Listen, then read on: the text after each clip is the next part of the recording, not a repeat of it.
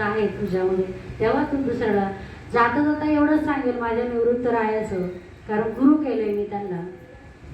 त्र्यंबकेश्वर निवासी किंवा ब्रह्मगिरी पायथ्याशी असलेलं मी त्यांच्या समाधीवर माळ ठेवूनच माळ घातली. हे माझं भाग्यच समजेल मी.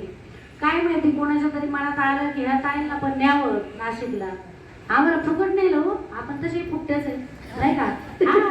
फुकट म्हणलं का फार गाडी जागा पुरत नाही बसायला. मग गेल्यावर मस्त कुशावर आंघोळी वगैरे सगळं करून काय माहिती काय आलं, घेतली माळ ठेवली समाधीवर. एवढं भाग्य म्हणजे तिथपासूनच कृपा झाली म्हणायचं. ताई पण भेटलं, तुम्ही तर सगळ्या आहेतच पहिल्या लेकीसारख्या बहिणीसारख्या. सविता ताई म्हणा, त्यांची जाऊबाई म्हणा, दोन्ही मला प्रियच आहे, बरोबर ना.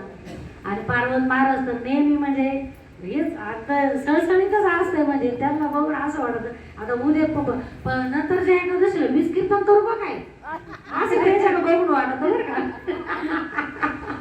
काय माहिती असेल मागच्या जन्मातले भाऊ असेल, पुढच्या जन्मात मुलगा व्हावा माझ्या पोटी. प्रार्थना आहे देवाकडे.